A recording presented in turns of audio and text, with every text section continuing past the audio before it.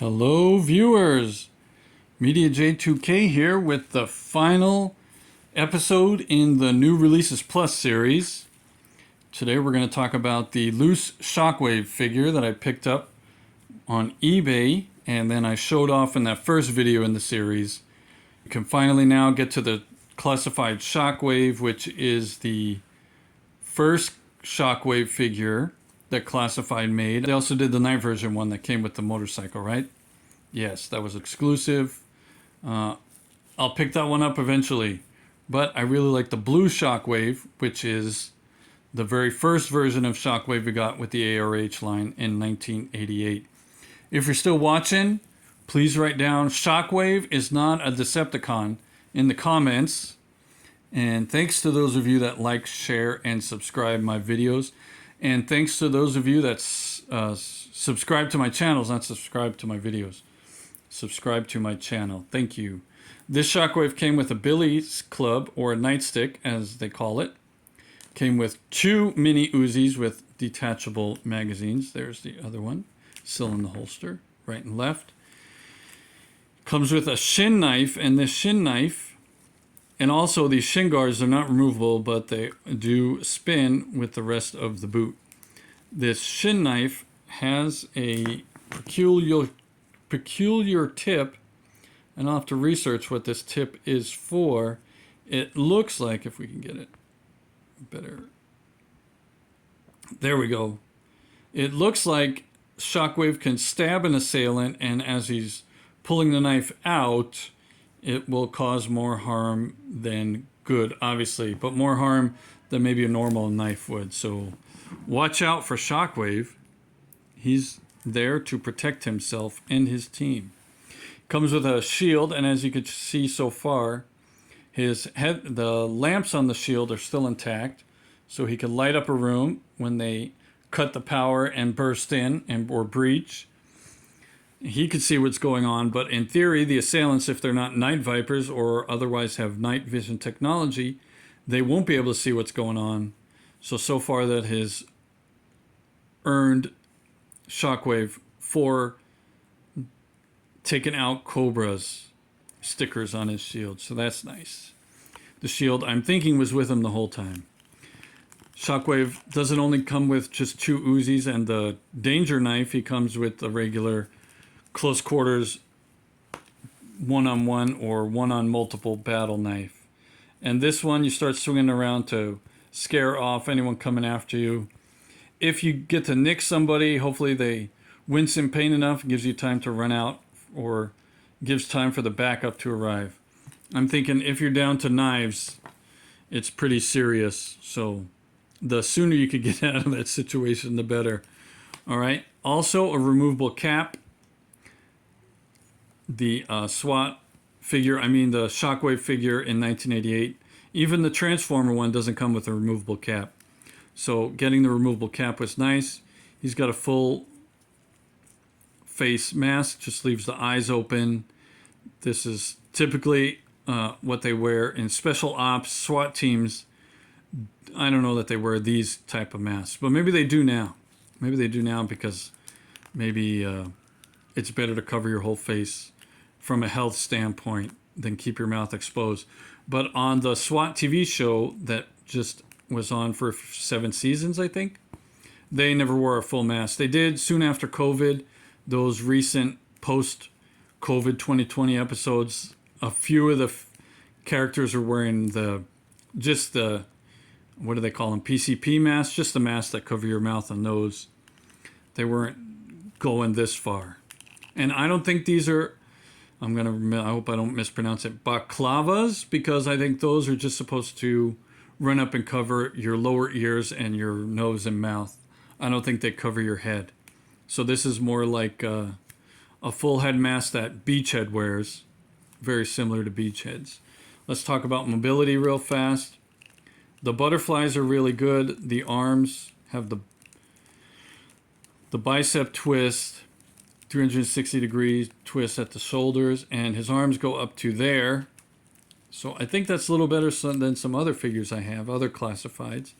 Pinless double jointed elbows, the wrist gauntlet, or just forearm guard. Maybe not a gauntlet at all, because it doesn't fire anything like Black Widow's gauntlets do, or like Destro's gauntlets. He's got tactical fingertipless gloves, which are nice. The magazine comes out of the mini Uzi here. And the cool thing about this figure, well, I don't know if it's a cool thing, but I don't want to say unique either, but one thing that I notice is this has an inside-outside wrist articulation. On the left hand, it could still turn 360 degrees unnaturally, right? Because humans can't do that. And the shield is made for the right forearm only. Otherwise, it would be upside down. So this shield is made for the right forearm. I don't know if in the real world are shields interchangeable, ambidextrous. I'm not sure. This shield is right forearm only, as that's how the handles work. But this right hand has the hinge for the wrist on the top there, so the wrist can move a little bit up and down like this. See that? It still does the 360 unnatural spin. Double jointed elbows on the right, bicep, butterfly is good, and that's as far up as it can go, but all the way around. The head probably spins all the way around. I don't spin it because nobody can do that in real life. Except there's that one video on YouTube with that soldier that could spin his head all the way around, looking backwards, and then do an about face with his body and catches up. I don't know if that's real, but that was way before AI, so it would have been CGI trickery. The neck movement is decent.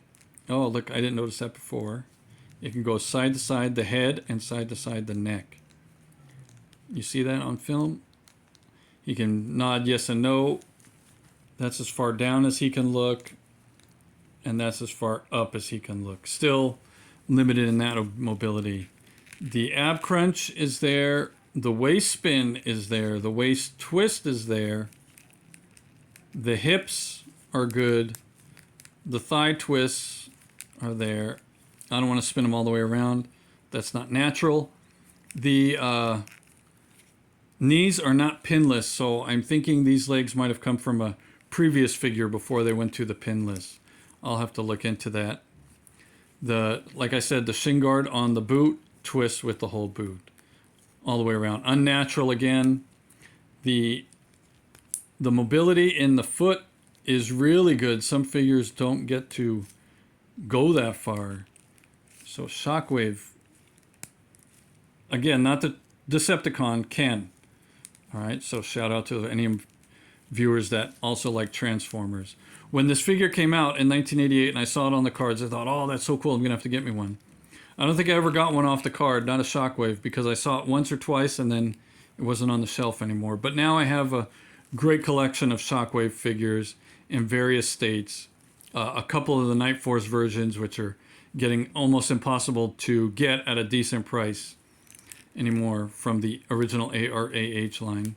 There's must be some paint rub or plastic rub, right? There on the top of the, if you could see that white speck is not lens flare. It really is a decoloration or a scratch.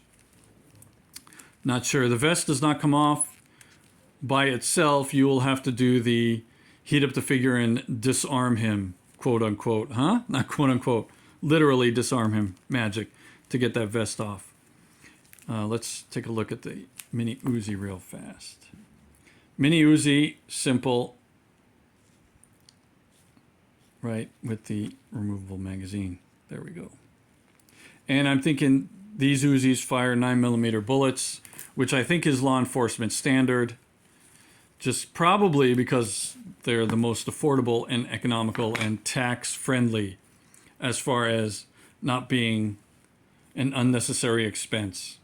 For most of the time, police officers only fire when they're training, right? I mean, I know we see a lot of videos of and hear stories of police-involved shootings, but with all the cops, at least in the USA alone, out there with guns, you know, the stories of an officer firing their weapon for a real threat is very rare when you do all the numbers.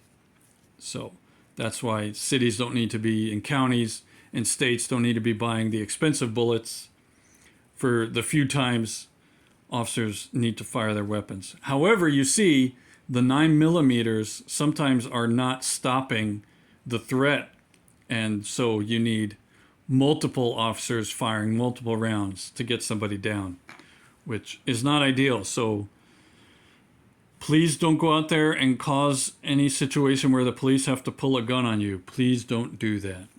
All right, the nightclub is the flexible plastic, which it didn't need to be, but it's good for the reasons of it won't dry out as quickly and crack on you one day. Then you'll be Billy Liss. The shield itself is a little harder plastic, so that's good, and it's hard that you could probably break it, but you would take some serious force or manhandling to break. All right, the wrist guard is flexible to get it in and out, and like I had it, when I put it on, the finger slipped right around without any trouble. So this fingers, as stiff as they are, still got right around. They were right enough distance. All right, so that's the Shockwave of Classified, the first Shockwave of Classified, version 1 Classified, because version 2 is the Knife Force that I don't have. All right, so thanks for watching. Thanks again to those of you that like and share my videos, and thanks to those of you that subscribe to my channel. YoJoe. I was going to do something. Put him down instead. See if we can get him to stand up real quick. Post-credit scene. Trying to stand this figure up. Nope. Doesn't want to happen. All right. We'll get him standing up next time. YoJoe.